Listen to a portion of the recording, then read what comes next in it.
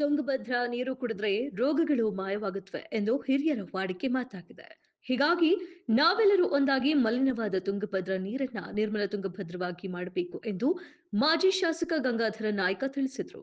ರಾಯಚೂರು ಜಿಲ್ಲೆಯ ಮಾನ್ವಿ ಪಟ್ಟಣದಲ್ಲಿ ಸುದ್ದಿಗಾರರೊಂದಿಗೆ ಮಾತನಾಡಿ, ಈ ಅಭಿಯಾನವು 3ನೇ ಹಂತದ ಅಭಿಯಾನವಾಗಿದ್ದು, ಡಿಸೆಂಬರ್ 31ರಂದು ಪೋತ್ನಾಳ್ ಗ್ರಾಮಕ್ಕೆ ಅಭಿಯಾನ ಆಗಮಿಸಲಿದ್ದು, ಜನವರಿ 1ರಂದು ಕಾರ್ಯಕ್ರಮ ನಡೆದ ನಂತರ ಅಭಿಯಾನವು ಮಂತ್ರಾಲಯ ಮಾರ್ಗವಾಗಿ ಸಾಗಲಿದೆ ಎಂದರು.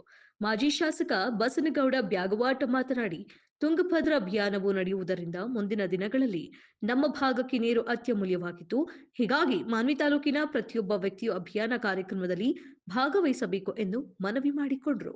ಪಕ್ಷಾತೀತವಾಗಿ ಎಲ್ಲ ನಮ್ಮ ರಾಜಕೀಯ ಮುಖಂಡರುಗಳು, ಹಾಲಿ ಶಾಸಕರು, ಮಾಜಿ ಶಾಸಕರು, ಹಿರಿಯರು, ಪರಿಸರ ಪ್ರೇಮಿಗಳು ಮತ್ತೆಲ್ಲ ಸಂಘ ಸಂಸ್ಥೆಯ ಮುಖಂಡರು, ಮುಖ್ಯವಾಗಿ ರೈತರು ಮತ್ತು ಶಾಲಾ ಕಾಲೇಜಿನ ವಿದ್ಯಾರ್ಥಿಗಳು ಭಾಗವಹಿಸಿ ಅದ್ಧೂರಿಯಾಗಿ ಪೋತ್ನಾಳದಿಂದ 1ನೇ ತಾರೀಕಿಗೆ ಮಾನ್ವಿಗೆ ಬಂದು ಮಾನ್ವಿ ಕಲ್ಮಠದಿಂದ ಧ್ಯಾನ ಮಂದಿರದಿಂದ ನಮ್ಮ ಪಾದಯಾತ್ರೆ ಪ್ರಾರಂಭವಾಗಿ ಬಸ್ ಸ್ಟ್ಯಾಂಡ್ ಪಕ್ಕದಲ್ಲಿರ್ತಕ್ಕಂಥ TAPMS ಆವರಣದಲ್ಲಿ ಬಹಿರಂಗ ಸಭೆ ಆಗುತ್ತದೆ.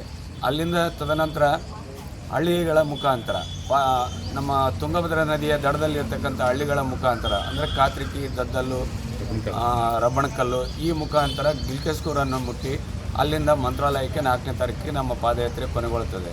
3ನೇ ಹಂತದ್ದು ಇದು ಮುಖ್ಯವಾಗಿ ಇದರ ಉದ್ದೇಶ ಇಷ್ಟೇ. ಈಗ ಒಂದು ಕಡೆ ನದಿಯ ಮೂಲವನ್ನು ತಪ್ಪಿದ್ದಾವೆ, ಎರಡನೇದಾಗಿ ಬರ್ತಕ್ಕಂಥ ನದಿಯ ನೀರು ಕಲುಷಿತವಾಗಿಬಿಟ್ಟಿದೆ. ಇವತ್ತೆಲ್ಲ ನೀವು ಮಾಧ್ಯಮದಲ್ಲಿ ನೋಡಿರ್ಬೋದು, ಇವತ್ತೇ ಒಂದು ಪತ್ರಿಕೆಯಲ್ಲಿದೆ, ಸುಮಾರು ನಿನ್ನೆ ಹಳ್ಳದ ನೀರು ಕುಡಿದು ಸುಮಾರು 60 ಕುರಿಗಳು ಸತ್ತಿರೋದನ್ನು ಇವತ್ತು ವರದಿಯಾಗಿದೆ. ಈ ರೀತಿ ಪ್ರತಿಯೊಂದು ಹರಿತಕ್ಕಂಥ ನದಿಯ ನೀರು ನಮ್ಮ ಜೀವಜಲ ಅಂತ ನಾವೇನು ಅಂದ್ಕೊಂತೀವಿ, ಇವತ್ತು ಜೀವಕ್ಕೆ ಕುತ್ತಾಗಿ ಪರಿವರ್ತನೆ ಆಗಿದೆ. ಅದನ್ನೆಲ್ಲ ಪರಿಶುದ್ಧ ಮಾಡಲಿಕ್ಕೆ ಈ ಅಭಿಯಾನ ಜಾಗೃತಿ ಮೂಡಿಸ್ತಕ್ಕಂಥದ್ದು.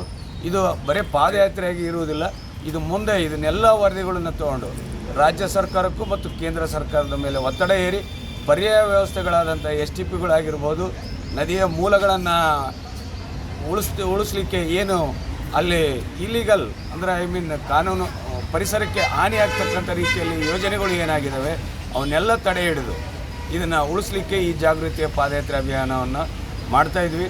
ದಯವಿಟ್ಟು ಎಲ್ಲರೂ ಬುದ್ಧಿಜೀವಿಗಳು, ಪರಿಸರ ಪ್ರೇಮಿಗಳು, ವಿದ್ಯಾರ್ಥಿಗಳು ಈ ಮುಂದೆ ಬರ್ತಕ್ಕಂಥ ಪೀಳಿಗೆಗೆ ನಾವು ಬರಡು ಭೂಮಿಯನ್ನು ಕೊಟ್ಟು ನೀರಿಲ್ಲದಂತೆ ಮಾಡಿ ಹೋಗೋದನ್ನು ತಪ್ಪಿಸಲಿಕ್ಕೆ ಇದನ್ನು ಒಂದು ಪರಿವರ್ತನೆ ದಿಶೆಯಲ್ಲಿ ಎಲ್ಲರ ಭಾಗವಹಿಸಿ ಯಶಸ್ವಿಗೊಳಿಸಬೇಕಂತ ತಮ್ಮಲ್ಲಿ ನಾನು ಕೇಳಿಕೊಳ್ಳುತ್ತೇನೆ.